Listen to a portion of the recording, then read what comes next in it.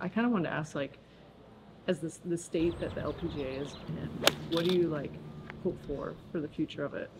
I mean, obviously, I think any female professional athlete like wants the sport to grow. Yeah. There's so much room for growth in every female sport. Obviously, women's golf has grown so much in the last couple of years. Even for me, it's been really cool to see. I mean, we've been playing for the most money we've ever played for. We've been playing at the best courses we've ever played at. So that's just been really cool to be a part of. But I still feel like there obviously is a lot of room for growth, room for improvement. I mean, even you guys coming out to watch is awesome. Yeah. Because that's the demographic I think we need to target is other women to watch women's sports. So yeah. Yeah, I just asked that because I know I watched like the Full Swing on Netflix, and I'm like, why don't they do? They interviewed a couple of LPGA players, but I'm like, why don't they do that for the women? Yeah, I mean, obviously, a lot of it is budgeting and money. Yeah, yeah.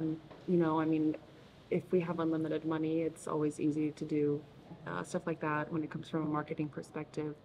But yeah, it's just tough. I mean, like I said, it's just a matter of getting people to come out and watch. I mean, especially in a place like this in LA, like there's so much going on. Like a lot of people don't even know that this event is happening. So it's just about getting the word out there and spreading the word and getting more people involved and, you know, coming out here and even if they're not watching golf, just having a fun time. I mean, this course is really hilly. It's a nice little hike. Yeah, we're tired. We wore our running shoes today because yesterday we were really sore. But yeah, it's fun to watch. Like obviously now we have that connection. So I mean, yesterday was like we don't know where to go, but I feel like watching you compete, it's pretty special. And I guess I wanted to ask, with all the downtime in between holes, what kind of is like the mindset as you go from hole to hole? Yeah, I mean, obviously it's very different. Volleyball Yeah, versus golf. yeah. We're out there for a long time. But yeah, I mean, it's just trying to stay focused and trying not to get too ahead of yourself. Because a lot of the time when you're out there, I mean, you hit a couple bad shots, you start to mentally overthink, you start to doubt yourself sometimes. And it's a lot of the time it's fighting that. And sometimes it could be the opposite too. Like if you have a really good stretch of holes and you make a few birdies, like you feel really good and you gotta like stay in that kind of rhythm and you kind of have to continue that momentum because sometimes it's like that with any sport. If I hit a good shot, if I have a good hole, you just have that little bit more confidence. So a lot of it is communicating with my caddy, you know, having him out there. He's part of the team as well, which is nice, you know, with this being an individual sport. So yeah, it's just trying to mentally stay calm because you just kind of want to be level-headed for the whole round. So yeah. What was your self-talk today, given this 18 holes? Can you let us in? I had a lot of self-talk. I started the round off not so great, and it was getting a little windy out there. So it was definitely a lot of pulling myself together and telling myself, you know, there's another hole, there's another birdie opportunity. There are plenty of opportunities out there to, you know, turn the round around basically. Because I mean, with this game, there's so much talent like at this level. Like you can have a ton of accolades from growing up playing as a kid to playing, you know, in college and even playing as a professional, but it doesn't matter what's happened back then because everyone out here, all 150 girls out here every week, like all of them have the opportunity to win. So it's just a matter of staying in the fight because all year long, I mean, it's a marathon for us. Like we have around 30 events on the schedule. Wow. And we can pick and choose what we want, but That's awesome. I probably play around 20 to 25 weeks in the year. So, you know, a lot of it too is like, I mean, if you have a bad week, you kind of really have to just brush it off and look forward to the next week and stay positive because there's always going to be another opportunity. Yeah. Yeah. That's nice that you have so many opportunities. I guess since you've been playing for 9 years now, what advice do you have for someone who's first starting on tour or maybe a younger player who has aspirations of that? Yeah, it's always tough. I mean, my first year on tour was really tough. You know, going from competing at UCLA, like being around your friends, being more in like a team environment and coming out here, it was kind of almost like a culture shock because everyone is so competitive and so good. Like it's really cutthroat. Like no one's gonna be super friendly and open and just show you around the ropes. Like you really have to be a little hard-headed and competitive and have like a little bit of a fire in you.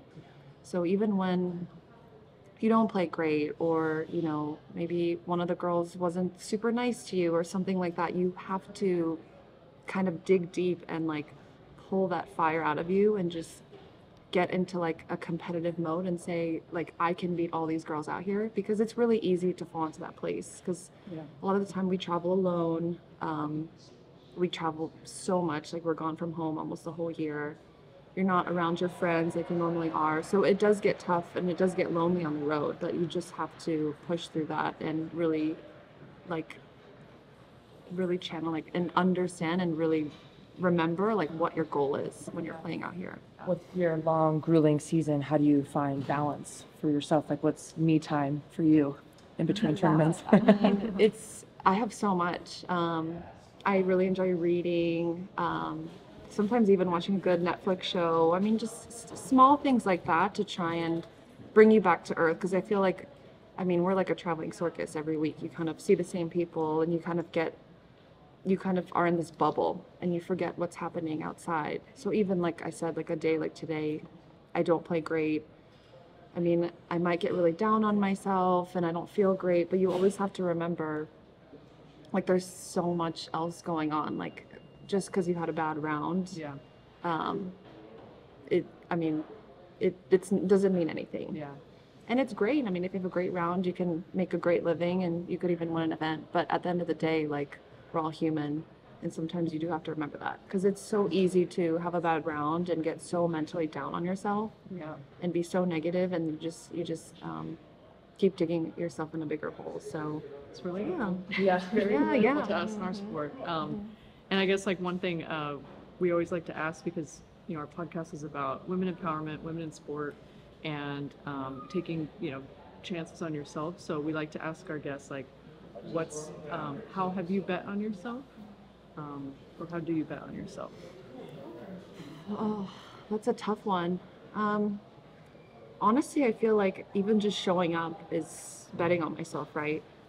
Because even just showing up today, showing up to a tournament, teeing it up on the first hole, you are betting yourself and you're putting yourself out there, because you can have a chance to win. Or even on weeks where you don't feel great or you don't feel super comfortable or confident, even just going up there and teeing it up, I feel like is 100% betting on yourself. Because there are days where you don't feel good, or mentally you're not in a good place, even like you don't like the golf course, or you don't like the town you're in, and you haven't been home for a month.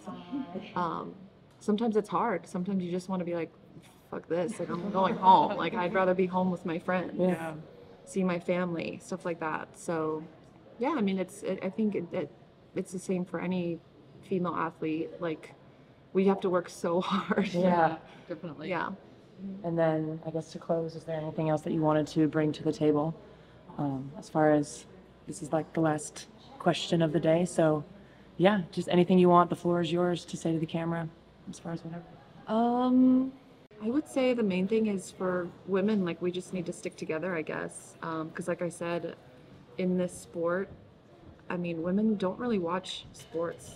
Like if we had more women watching sports, they would pay attention to women's sports, and it would grow the game tremendously, like overnight. I feel like it would bring more money into the game, it'd bring more eyes, it'd bring more interest, and it would just be a huge marketplace. Because like I said, at the end of the day, it's for maybe not so much golf, but other sports too. Like money is a huge issue.